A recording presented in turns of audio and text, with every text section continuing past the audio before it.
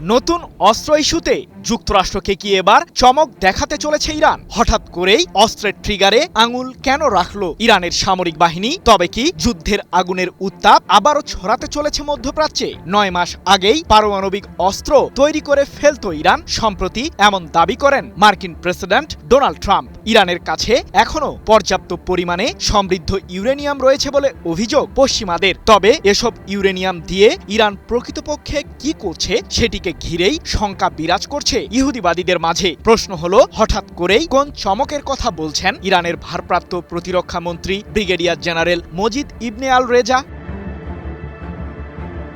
ইরানের সামরিক শক্তির প্রমাণ পেয়েছে যুক্তরাষ্ট্র ও ইসরায়েল। সাম্প্রতিক যুদ্ধের পর মার্কিন প্রেসিডেন্ট ডোনাল্ড ট্রাম্প কিছুটা দম্ভের স্বরেই বলেছিলেন যে ইরানের ক্ষেপণাস্ত্র শক্তিকে বিলীন করতে সফল হয়েছে যুক্তরাষ্ট্র। কিন্তু মার্কিন শাসকের এই দাবিকে মিথ্যা প্রমাণিত করে তেহরান জানিয়ে দিয়েছে, মধ্যপ্রাচ্য থেকে ইহুদিবাদীদের বিতাড়িত না করা পর্যন্ত এ লড়াই চলবেই। আর যুক্তরাষ্ট্রের গোয়েন্দা সংস্থাগুলোর দাবি, ইরানের কাছে এখনও পর্যাপ্ত পরিমাণে মিসাইল রয়েছে।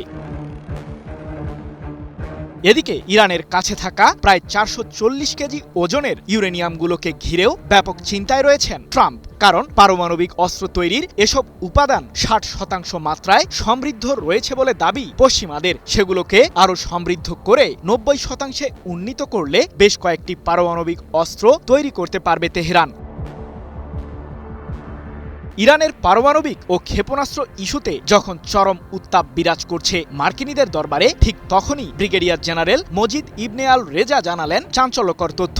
শত্রুপক্ষের বিরুদ্ধে আবারও যুদ্ধে ঝাঁপিয়ে পড়তে সর্বোচ্চ প্রস্তুতিতে রয়েছে ইরান। এমনটি জানিয়ে দেশটির ভারপ্রাপ্ত এই প্রতিরক্ষামন্ত্রী বলেছেন, আমাদের আঙুল অস্ত্রের ট্রিগারে রয়েছে। নতুন চমক নিয়েই সম্ভাব্য যুদ্ধের ময়দানে উত্তাপ ছড়াবে তেহরান। তবে নতুন চমক বলতে আসলে তিনি কি বোঝাতে চেয়েছেন সে প্রসঙ্গে বিস্তারিত জানা যায়নি। 1 জুন এক প্রতিবেদনে বিষয়টি নিশ্চিত করেছে ইরান ভিত্তিক সংবাদ মাধ্যম মেহের নিউজ এজেন্সি। অন্যদিকে ইরানের বিরুদ্ধে সাম্প্রতিক সময়ে যুদ্ধে জড়িয়ে এখন যেন অনুশোচনা বোধ করছেন মার্কিন প্রেসিডেন্ট ট্রাম্প। ইরানের বিরুদ্ধে সামরিক সংঘাতে জড়ানোর কোনো প্রয়োজন ছিল না যুক্তরাষ্ট্রের, এমনটি জানিয়ে মার্কিন প্রেসিডেন্ট ট্রাম্প এক সাক্ষাৎকারে বলেছেন, ইরাকের বিরুদ্ধে অভিযান চালিয়ে আমরা যা করেছিলাম সেটি ছিল এক প্রকার বোকামি। আর ইরানের বিরুদ্ধে যুদ্ধে জড়িয়েও একই ভুল করেছি আমরা। যদিও ইরানের সামরিক শক্তি অত্যন্ত প্রখর, তবে 9 মাস আগে ইরানের পারমাণবিক কেন্দ্রে যদি B-2 বোমারু বিমান দিয়ে হামলা না চালাতাম, তাহলে দেশটির কাছে এতদিনে পারমাণবিক অস্ত্র থাকত, যার মাধ্যমে পারস্য উপসাগরীয় অঞ্চলে ভিন্ন পরিস্থিতির উদ্ভব ঘটত। তবে বর্তমানে কোন পরিস্থিতিতে আছে ইরানের পারমাণবিক কর্মসূচি? আমি ভরসা রাখি হিরন স্মার্ট ওয়াটার পিউরিফায়ারে।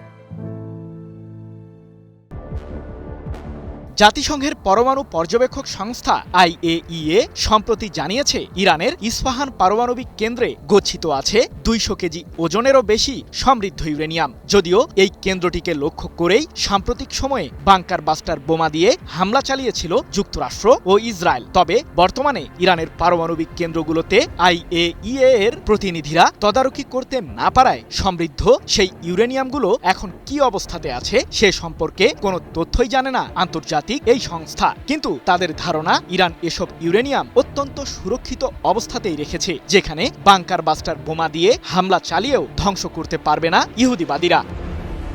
সৃজন মাহমুদ, নিউজ 24।